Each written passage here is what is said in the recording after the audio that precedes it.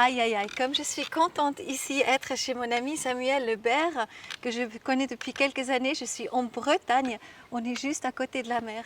Et Samuel, c'est exceptionnel. Depuis quelques années, il a monté une entreprise qui s'appelle Ezeo. Ezeo, pardon.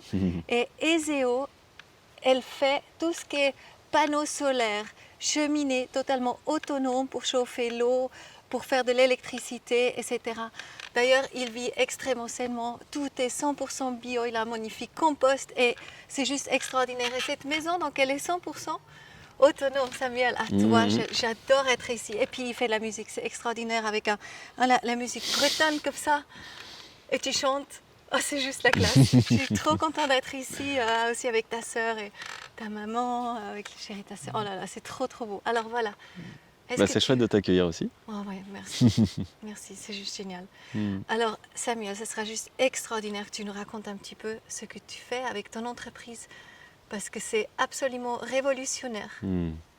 J'ai jamais entendu quelque chose comme ça, comme ce que tu fais. Alors qu'est-ce qu'on fait? Le but, nous, c'est d'aller amener les gens à devenir autonomes en énergie. Voilà, donc leur trouver des solutions, les accompagner vers l'autonomie en énergie de leur maison, que ce soit pour le chauffage ou pour l'électricité. C'est ça. Voilà. Et toi, c'est 100%, donc presque 100%, tu dis, le moment qu'il y aurait une coupure électrique, ben toi, tu as quand même l'eau chaude, tu as le frigo qui marche, tu as l'électricité qui marche.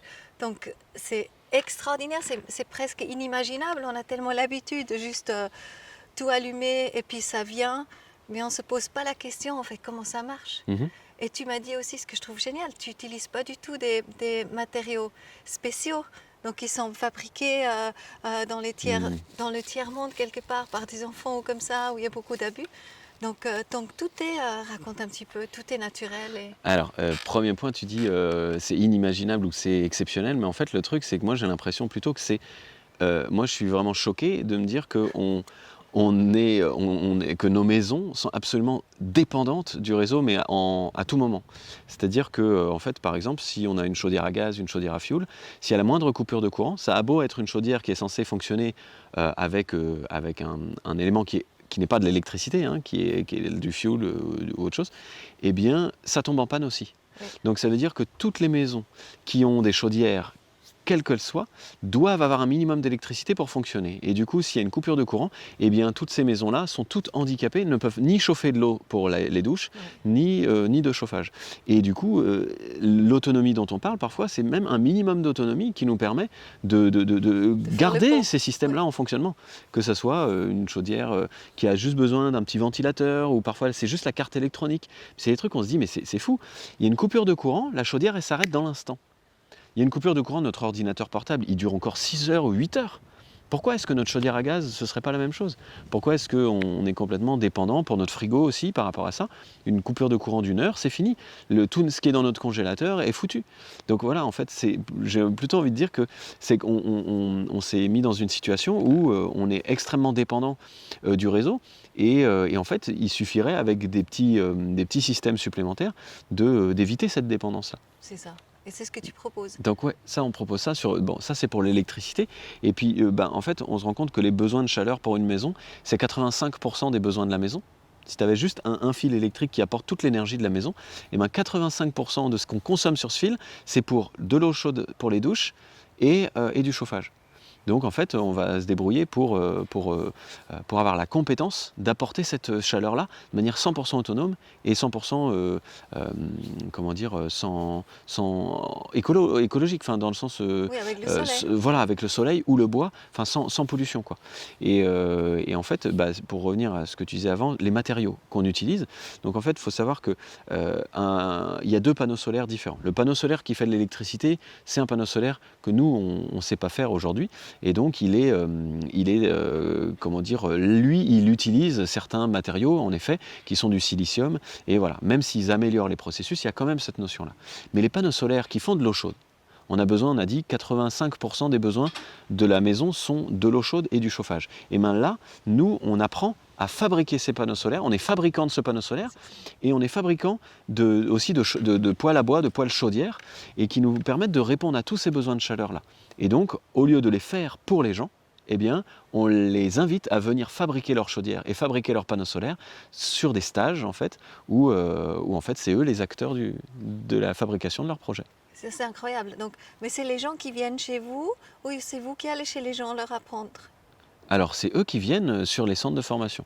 D'accord. Donc, il y a un centre de formation à Lorient, et puis on a Donc d'autres là, on est à Lorient, effectivement, un- en Bretagne. en Ouais. Bretagne, à Lorient, voilà, exactement. Et du coup, il y a d'autres formateurs qu'on a formés, parce que le but, c'est de former le plus de formateurs possible pour que ça puisse être diffusé un maximum. Et voilà, que ça ne soit pas juste centralisé, localisé à un endroit, mais que ça puisse être des formations qui puissent être diffusées partout, en France et puis ailleurs dans le monde. Et ça marche bien. Ouais, ça marche très bien. Moi, je Mm. pense par rapport à ce qui est en train d'arriver, on ne sait pas, hein, mais on parle beaucoup de justement de coupures d'électricité pendant un moment. Peut-être à un moment donné, on n'aurait plus d'électricité. Ben, c'est vraiment la solution. Mm. En fait, tu apportes la solution. Ça fait longtemps que je te connais et tout, mais j'avais jamais autant compris que maintenant ce besoin extraordinaire quelque part justement être autonome Mm. vraiment en énergie aussi. Mm. Et ce qui m'hallucine vraiment aussi, c'est son magnifique four. Il y a un four qui est en acier. Ouais, c'est le fameux poêle bouilleur. C'est comme une chaudière à bois, mais c'est un mix entre un poêle à bois et une chaudière à bois. C'est un poêle à bois de salon, mais ça fait le même rôle qu'une chaudière. Ça chauffe de l'eau C'est pour ça. l'eau sanitaire, pour le chauffage. Donc il y a un tuyau qui rentre. Après, il y a plein de petits tuyaux comme ça qui font la reliance entre la cheminée et puis le Mhm. poêle. Et à l'intérieur circule l'eau. Mhm. Donc l'eau rentre et elle repart de l'autre côté et puis elle rentre dans ta, comment tu dis? Dans le ballon de stockage. Voilà, Ouais, ouais, c'est ouais. ça. Mm. Et quand il n'y a pas assez de soleil en hiver, ben c'est comme ça. De toute façon, tu chauffes ta maison aussi. Mhm. Donc en même temps, tu chauffes déjà comme ça et en même temps, tu prépares ton eau. Donc c'est super logique. Mhm. C'est dingue qu'on n'apprend pas ça à l'école, tu trouves pas?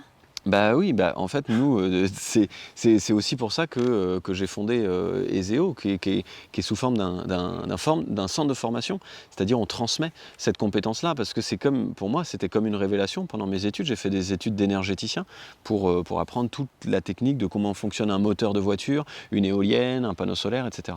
Et en fait, pour moi, c'était une révélation que vraiment le chauffage électrique, qui était très répandu en France, était pour moi, j'ai tout de suite vu que c'était en fait le point noir en fait, de notre système énergétique, par exemple.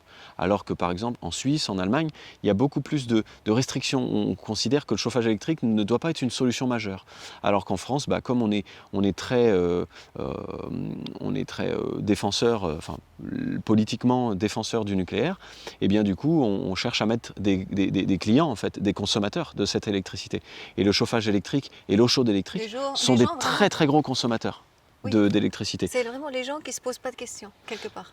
On Euh, fait parce que on a l'habitude et puis voilà, c'est pratique, on allume et puis c'est fait. Ouais, et puis c'est moins cher d'acheter un radiateur électrique dans le magasin de bricolage, qu'on branche à une multiprise un peu comme Voilà, ça, voilà. l'électricité à fond. Et en fait, c'est moins cher et ça paraît plus simple, mais à la fin, en termes de notes d'électricité, c'est très cher en fait. Enfin, ça fait des gens qui ne peuvent pas chauffer leur maison. En vrai, on parle de précarité énergétique. On se rend compte, nous, quand on fait des expertises, les gens qui nous disent ouais, je paye trop cher. Et en fait, on se rend compte qu'ils nous expliquent comment ils vivent dans leur maison. Et en fait, ils vivent dans quelques pièces de la maison. Parce qu'ils ont mis des radiateurs électriques en se disant c'est pas cher, mais à la fin, ça leur coûte tellement cher de chauffer qu'ils sont obligés de vivre dans la cuisine et dans un bout du salon. Et puis tout le reste de la maison est condamné parce que ça coûte beaucoup trop cher de chauffer l'ensemble de la maison. Donc voilà, donc ça c'est vraiment sur l'aspect électricité et je me suis rendu compte qu'en effet on avait des solutions grâce au bois et au solaire thermique qu'on pouvait vraiment répondre à quasiment la totalité des besoins énergétiques de la maison.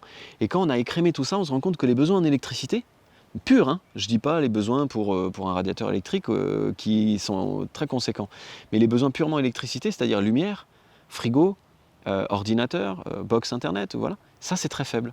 Il y a très peu, il y a pas beaucoup de besoins. Alors que c'est là qu'on a vraiment qu'on ne peut pas faire autre chose autrement qu'avec de l'électricité. Et là, les besoins sont tellement faibles qu'on peut mettre quelques panneaux solaires et à ce moment-là, on est autonome en énergie aussi, autonome aussi en électricité. Tu peux l'expliquer parce que moi je comprends pas du tout comment on peut être autonome en électricité parce que pour l'électricité, j'ai encore pas fait Voilà. Est-ce que tu peux expliquer comment ça marche avec l'électricité? Je trouve que c'est assez logique par rapport à l'eau chaude et tout. Mais Mm. l'électricité, comment tu peux être vraiment autonome en électricité? Euh, alors, en fait, tu as une unité de production. Donc ça peut être un panneau photovoltaïque, ça peut être une turbine. Une turbine si on a un cours d'eau sur le terrain. Je sais qu'en montagne, il y a certaines personnes qui ont des cas comme ça, donc ça c'est juste génial. Ça peut être une éolienne. En général, c'est à peu près ça. Ça, c'est les producteurs d'énergie. Ensuite, on raccorde ça en général à un système qui convertit en électricité qui va être chargée dans une batterie. Voilà, c'est la production d'énergie est un chargeur d'énergie, est un chargeur de batterie en quelque sorte. Et ensuite, ça c'est la partie production. Et ensuite, la batterie, on va s'en servir pour la partie distribution et donc on va pomper l'énergie sur la batterie pour la convertir en électricité pour la maison. Et là, c'est le fameux l'électricité en 230 volts. Et ensuite, on le répartit dans toutes les prises de la maison. Du coup, voilà, production, stockage, distribution. Et le stockage, parce qu'à un moment donné, il ne peut pas stocker plus. Qu'est-ce qui se Ouais. passe à ce moment-là? Alors là, il y a tout un tas de réglages qu'on peut faire. On peut aller toujours plus loin. Et en fait, on peut faire des réglages qui font que si on produit plus, et qu'on est quand même raccordé au réseau, ce qui est produit plus peut aussi retourner sur le réseau. Et donc, si on est plusieurs voisins à avoir des systèmes, l'un peut distribuer à l'autre. Et il peut y avoir des partages d'électricité. Donc, il y a plein de solutions après. On peut aller plus loin après. Mais le truc de base, c'est vraiment de produire.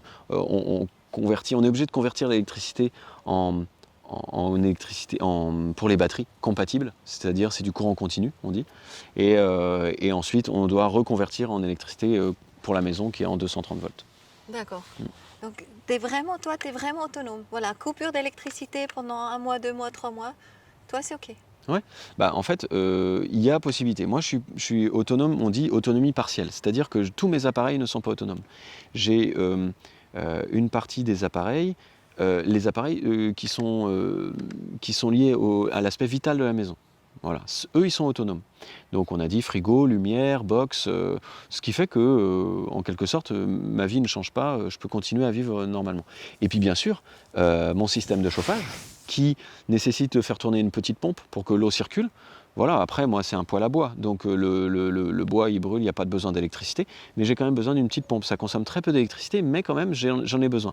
Donc ça sécurise aussi. Donc voilà, donc j'ai tous les besoins de la maison, eau chaude, chauffage, et les besoins d'électricité. Mais si, pour certaines personnes qui veulent avoir plus de luxe, on va dire, faut mettre un peu plus de batterie, il faut mettre un peu plus de panneaux. Mais la technologie est la même.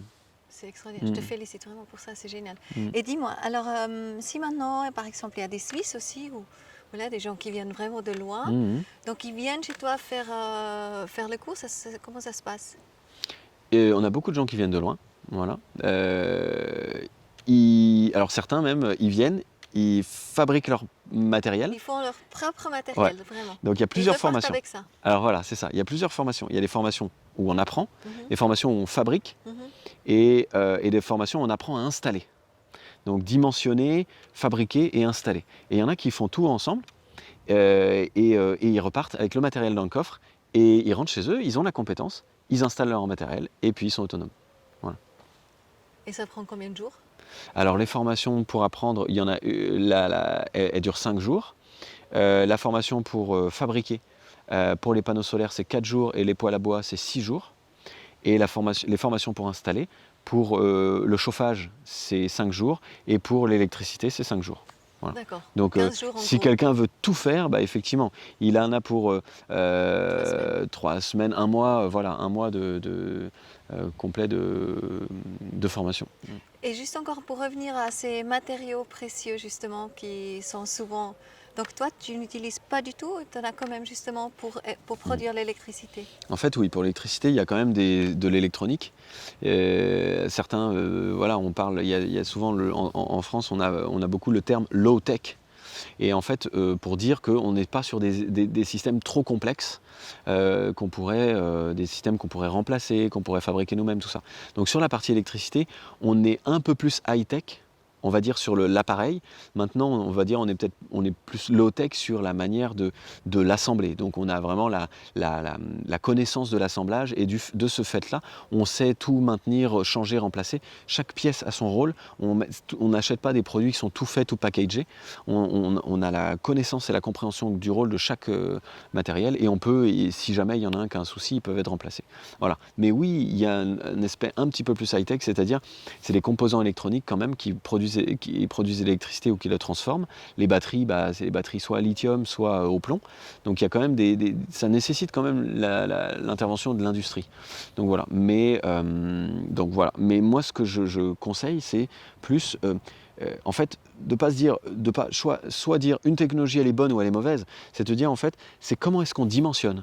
Est-ce que c'est mauvais d'avoir une batterie lithium qui fait cette taille-là pour toute la maison, si on a réussi à réduire nos besoins et avoir une petite batterie, c'est beaucoup plus, on va dire, c'est beaucoup plus environnementalement juste que si tu as une pièce de la maison qui est blindée de batteries et qui pourrait en vrai alimenter tout un quartier. Donc c'est comme une voiture électrique ou un vélo électrique. Le vélo électrique, il y a une petite batterie. D'accord. Est-ce que c'est mal d'avoir un vélo électrique? C'est ça la question.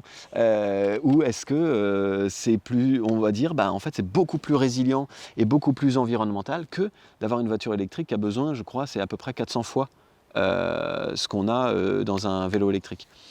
100 ou 400 fois, je ne sais plus, qui fait que, en fait, si tu optes pour le vélo électrique, du coup, oui, tu as nécessairement besoin d'une technologie, mais d'une manière très très faible. Donc nous, on va plutôt travailler sur le dimensionnement pour essayer vraiment d'aller pile poil sur les besoins et du coup de faire une résilience tout juste exactement ce qu'il faut pour que la personne puisse vivre, sécuriser sa maison. D'accord. Et là, par exemple, tu n'as pas les contacts avec l'étranger, là où c'est produit, En fait, c'est les fournisseurs français, mais ils produisent ça soit en Inde, soit en Chine.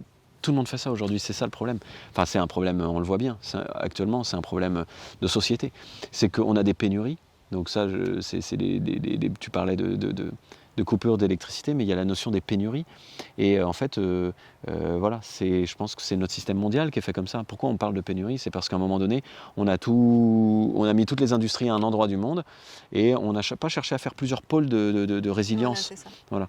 Ça, j'ai vraiment de décentralisation maintenant. Ouais. Il faudrait vraiment tout décentraliser pour justement être nouveau local, régional, etc. etc. En tout cas, ton travail, j'admire vraiment et je trouve que c'est juste extraordinaire et je pense que c'est l'avenir. En tout cas, vraiment, waouh, c'est super. Et après, il y a vraiment quelque chose qui se passe actuellement, c'est les camping-cars. Ouais. Autour de moi, tout le monde veut acheter un camping-car, moi là aussi d'ailleurs. Et comment tu peux être autonome en électricité et en eau comme ça, chaude, dans un camping-car? Qu'est-ce que tu peux faire là à ce moment-là? Tu installes quoi? Alors c'est un peu plus fin parce que effectivement on a besoin de transporter à peu près tout. Et du coup au niveau de l'eau, c'est surtout l'eau, la quantité d'eau qui est pas facile à gérer. Mais on va dire au niveau de l'énergie, l'électricité c'est presque le plus facile à gérer. Des panneaux photovoltaïques c'est léger, on met ça sur le toit et on a une autonomie totale grâce à ça. Après, il faut chercher vraiment, tu disais, les ordinateurs sans problème, les sèche-cheveux et tout, il n'y a pas de souci. Oui, tout à fait. Alors, sèche-cheveux, attention, si tu fais juste de l'air qui souffle, c'est très peu d'énergie. Si tu chauffes l'air, ton énergie, elle est décuplée, l'appel d'énergie. Donc, en gros, il faut savoir que tout ce qui est besoin de chaleur, si tu le fais avec de l'électricité, tu décuples, c'est peut-être 100 fois le besoin initial. Le juste besoin. Donc c'est ce que je disais, à l'échelle européenne, à l'échelle de l'Europe, c'est le fléau. C'est le problème. C'est qu'on fait du chauffage avec de l'électricité, que ce soit de l'eau chaude ou du chauffage pour les maisons. Et du coup, c'est la course à l'électricité pour essayer de réussir à répondre à ce besoin. Et ce besoin, le pire, c'est que ce besoin, on l'a qu'une toute petite partie de l'année. Donc en fait, on investit énormément pour un besoin qui est pour quelques mois. Alors que toute entreprise, toute industrie investit en général pour une machine. Si tu achètes une machine, c'est pour qu'elle tourne toute l'année. Et nous, on achète des machines, en gros, qui vont tourner à bas régime, on va dire, l'été, et qui fonctionnent que pour... Enfin, qui fonctionnent à plein régime que pour une petite partie de l'année, c'est-à-dire qu'on a une consommation très saisonnière, et c'est-à-dire c'est les chauffages électriques, etc. Donc attention à la partie chauffage avec l'électricité. Donc pour être autonome, tous les ordis, les lumières, tout ça, aucun problème. Frigo basse consommation, aucun souci. Après pour l'eau chaude, c'est un petit peu plus compliqué parce qu'il faut chauffer l'eau.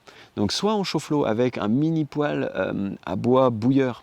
Et nous, on est en train de travailler sur un modèle comme ça, mais mini poêle bouilleur, voilà, comme une petite chaudière qui chauffe l'eau, soit au gaz, soit au solaire. Mais si on met un panneau solaire sur un camion, c'est un petit peu plus lourd. Bon voilà, il faut trouver la solution parce que voilà, c'est un petit peu plus lourd qu'un panneau photovoltaïque, mais c'est 4 fois plus puissant.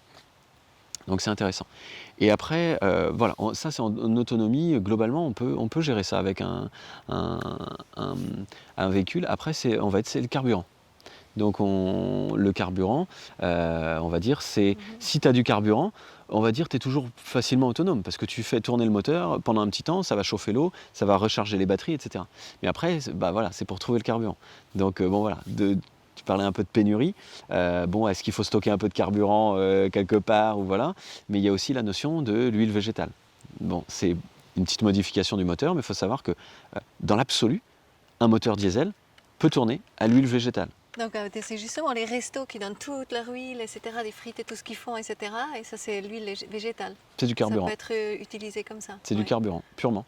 C'est du carburant qui peut fonctionner pur dans le moteur. Alors, une modification du moteur doit être faite. C'est pas une modification compliquée, mais elle doit être faite pour essentiellement réchauffer l'huile, pour la fluidifier.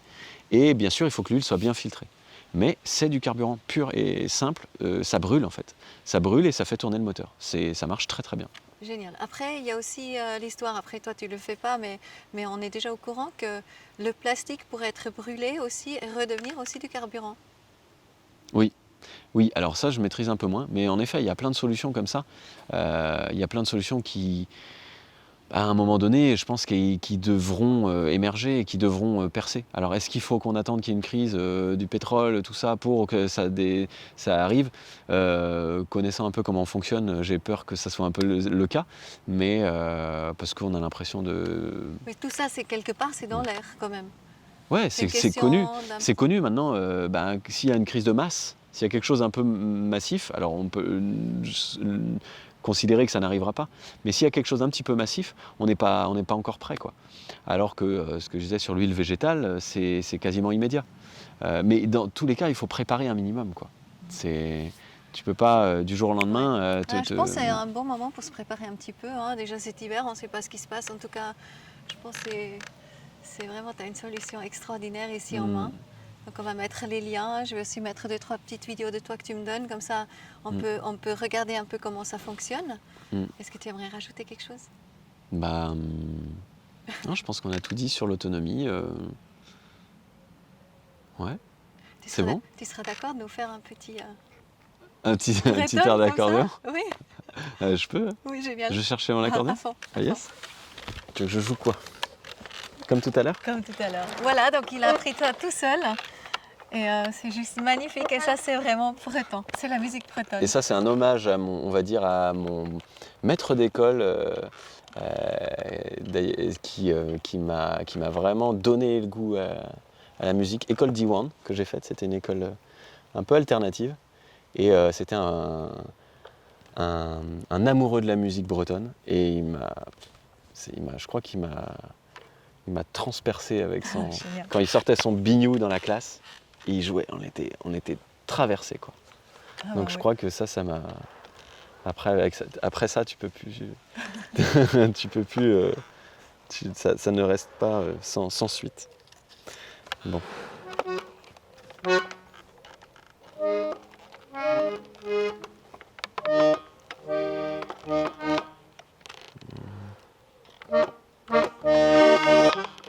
Attends, j'y vais.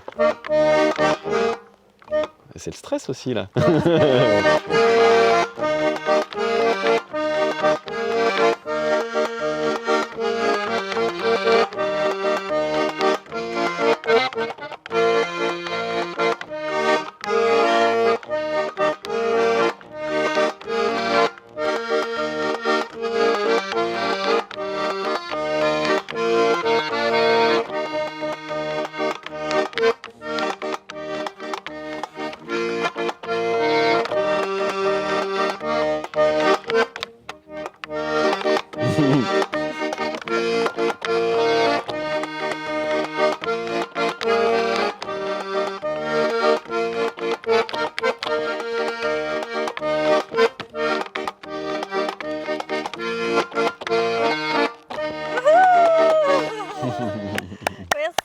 Merci beaucoup Samuel. Merci à toi. Le meilleur pour toi, je te remercie de tout cœur.